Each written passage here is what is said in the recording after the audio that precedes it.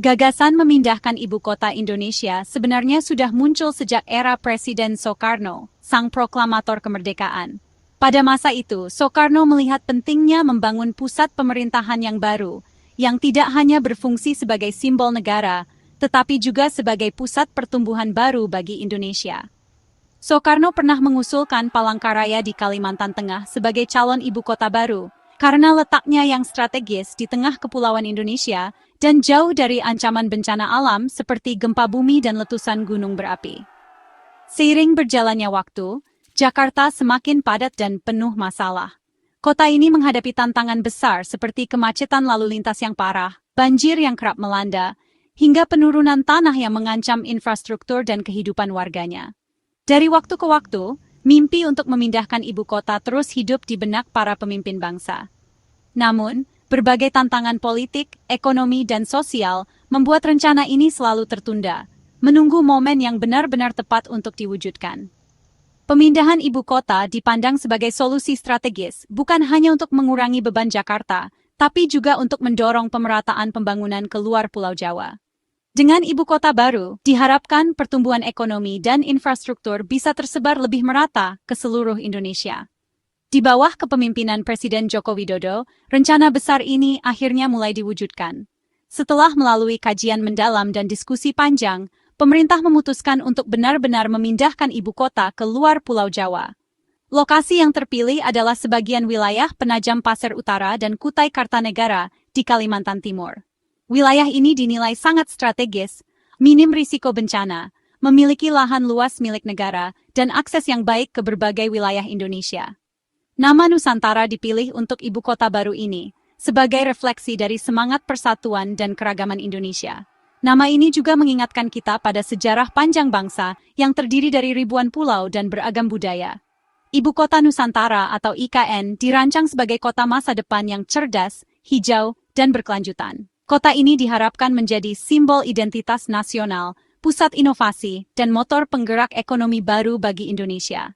Kini, proyek pembangunan IKN berjalan dengan penuh semangat, membawa harapan baru untuk masa depan Indonesia yang lebih merata, maju, dan berdaya saing di kancah dunia.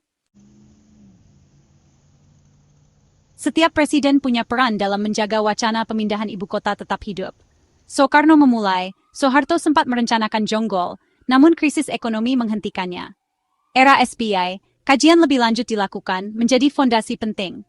Momentum terbesar datang di era Jokowi, yang melakukan studi kelayakan dan menetapkan Kalimantan Timur sebagai lokasi IKN.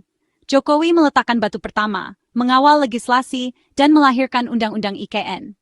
Setelah Jokowi, Prabowo Subianto melanjutkan komitmen, menegaskan IKN sebagai agenda strategis nasional. Dukungan lintas presiden memastikan kesinambungan visi besar ini. IKN bukan milik satu rezim, tapi proyek bangsa lintas generasi. Setiap pemimpin berkontribusi membawa mimpi ibu kota baru selangkah lebih dekat ke kenyataan. Di era Presiden Prabowo, status IKN dipertegas lewat Perpres nomor 79 tahun 2025. IKN resmi ditetapkan sebagai ibu kota politik Indonesia, mengakhiri spekulasi dan memberi kepastian hukum. Fungsi utama IKN.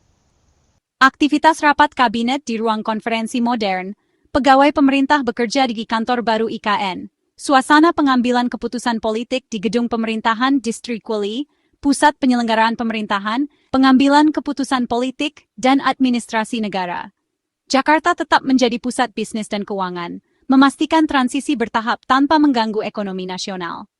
Penetapan ini dianggap langkah strategis, memfokuskan pembangunan pada infrastruktur inti pemerintahan.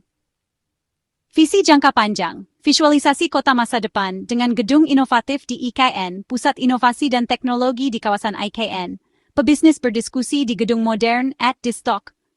IKN akan berkembang menjadi pusat ekonomi dan inovasi setelah fondasi pemerintahan kokoh.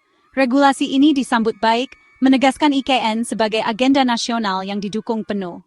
Optimisme tumbuh. Target utama. Pembangunan gedung-gedung politik hampir selesai di IKN. Tim pekerja merayakan capaian pembangunan. Panorama IKN dengan gedung pemerintahan siap digunakan. IKN berfungsi penuh sebagai pusat politik pada 2028.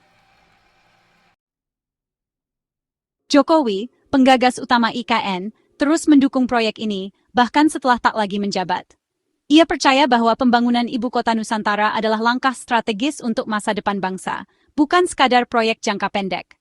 Komitmennya terhadap IKN tetap kuat, bahkan di tengah berbagai tantangan dan perubahan kepemimpinan nasional. Ia mengapresiasi penetapan IKN sebagai ibu kota politik oleh Presiden Prabowo, menyebutnya langkah sangat bagus. Menurut Jokowi, keputusan ini menunjukkan kesinambungan visi antara pemimpin lama dan baru, serta menegaskan pentingnya kolaborasi lintas generasi demi kemajuan Indonesia. Jokowi menegaskan, ibu kota harus menjadi rumah bagi eksekutif, legislatif, dan yudikatif. Semua lembaga negara harus pindah ke IKN. Ia ingin memastikan bahwa pusat pemerintahan benar-benar terintegrasi di satu lokasi, sehingga koordinasi dan pelayanan publik menjadi lebih efektif dan efisien. Ia menepis anggapan pemindahan hanya simbolis. Visinya adalah pemindahan utuh untuk sistem kerja terintegrasi. Jokowi menekankan bahwa pemindahan ini harus berdampak nyata pada tata kelola pemerintahan dan kehidupan masyarakat, bukan sekadar seremoni. Jokowi berharap proses pemindahan tuntas pada 2028, dan ia siap ikut pindah bersama ASN. Ia ingin menjadi contoh nyata bahwa pemimpin dan aparatur negara harus berani mengambil langkah besar demi kemajuan bangsa. Harapan ini jadi pesan kuat, pemindahan ibu kota adalah keniscayaan demi masa depan Indonesia. Jokowi ingin IKN menjadi simbol perubahan, inovasi, dan semangat baru bagi seluruh rakyat Indonesia. Dukungan Jokowi memperkuat legitimasi si proyek di mata publik dan dunia internasional. Ia berharap kepercayaan global terhadap Indonesia semakin meningkat seiring kemajuan pembangunan IKN. IKN bukan proyek personal, tapi agenda nasional berkelanjutan.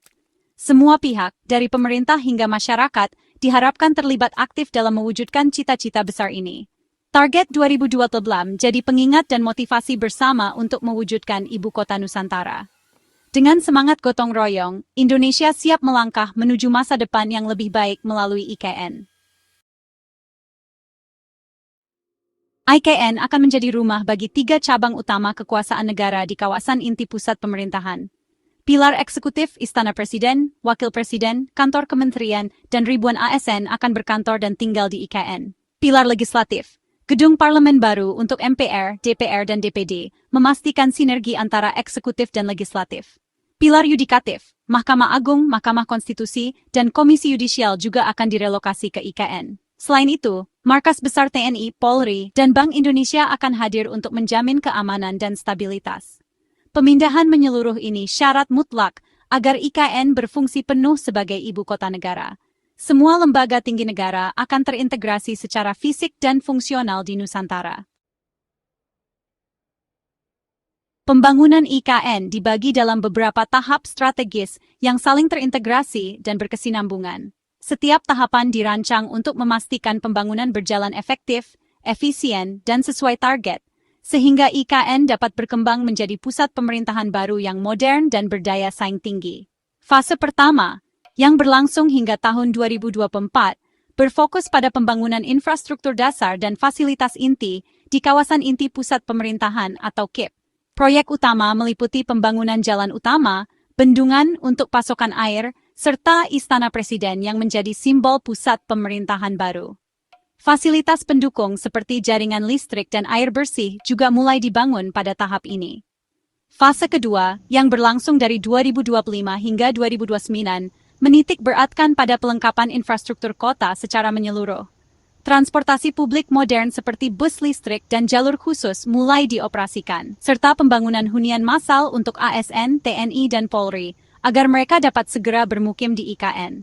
Fasilitas pendidikan, kesehatan, dan ruang terbuka hijau juga mulai dikembangkan. Target utama pada tahun 2028 adalah agar IKN sudah berfungsi penuh sebagai ibu kota politik Indonesia. Gedung-gedung eksekutif, legislatif, dan yudikatif telah siap digunakan, sehingga seluruh proses pemerintahan dapat berjalan efektif di lokasi baru ini. Area KIP yang memiliki luas sekitar 800 hingga 850 hektar harus selesai dibangun dan siap operasional, menjadi pusat aktivitas pemerintahan dan simbol kemajuan bangsa. Pembangunan IKN merupakan proyek jangka panjang yang sangat ambisius, dengan visi besar untuk tuntas pada tahun 2045, bertepatan dengan 100 tahun Indonesia merdeka. Setiap tahapan membawa perubahan signifikan bagi masa depan bangsa. Setelah tahun 2025, fokus pembangunan akan bergeser ke pengembangan sektor ekonomi, inovasi teknologi, serta pariwisata. Kawasan bisnis, pusat inovasi, dan destinasi wisata akan menjadi prioritas untuk mendorong pertumbuhan ekonomi dan menciptakan lapangan kerja baru. Dengan tahapan pembangunan yang terstruktur dan terencana, IKN diharapkan tumbuh menjadi kota global yang berkelanjutan, ramah lingkungan, serta menjadi kebanggaan seluruh rakyat Indonesia di masa depan. Membangun IKN butuh dana besar, dengan skema pendanaan beragam. Sumber utama APBN dialokasikan untuk infrastruktur dasar seperti jalan dan gedung pemerintahan. Namun APBN saja tak cukup. Pemerintah mengandalkan kerjasama pemerintah dan badan usaha BU untuk fasilitas publik. Target KPBU fase kedua, 69,3 triliun, untuk rumah sakit, sekolah, dan infrastruktur lainnya. Investasi swasta, baik domestik maupun asing, diundang untuk sektor komersial seperti hotel, perumahan, dan perkantoran. Kombinasi APBN, KPBU, dan investasi swasta menjaga keberlanjutan fiskal proyek. Meski ada tantangan, pemerintah memastikan pembangunan tetap berjalan sesuai rencana. Kunci utama menjaga kepercayaan investor dan konsistensi alokasi anggaran. Membangun kota modern di tengah hutan Kalimantan penuh tantangan. Konektivitas jadi prioritas. Jalan tol, bandara 5G, dan pelabuhan harus dibangun dari nol, melewati medan sulit. Penyediaan air bersih, listrik, dan telekomunikasi andal memerlukan infrastruktur dasar masif, seperti bendungan Sepaku Semoy. Hunian untuk ASN, TNI, dan Polri dibangun cepat, tapi kualitas dan kenyamanan tetap dijaga. Fasilitas sosial, sekolah, rumah sakit, pasar, harus siap saat penghuni pertama datang. Tantangan utama, membangun tanpa merusak lingkungan, menjaga 25% area tetap hijau. Proyek harus melindungi ekosistem, satwa, dan menerapkan konstruksi hijau. Menyeimbangkan pembangunan cepat dan keberlanjutan lingkungan jadi kunci sukses IKN. Pemindahan ibu kota ke Nusantara akan membawa dampak luas bagi Indonesia. Pemerataan pembangunan jadi nyata, memicu pertumbuhan ekonomi di luar Jawa dan membuka lapangan kerja baru.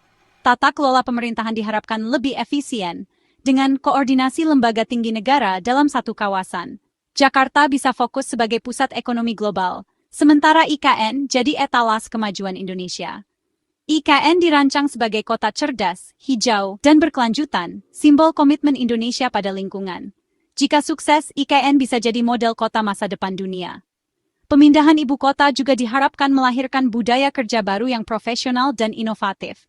IKN adalah kanvas masa depan Indonesia lebih adil, maju, hijau, dan bersatu. Warisan berharga untuk generasi mendatang.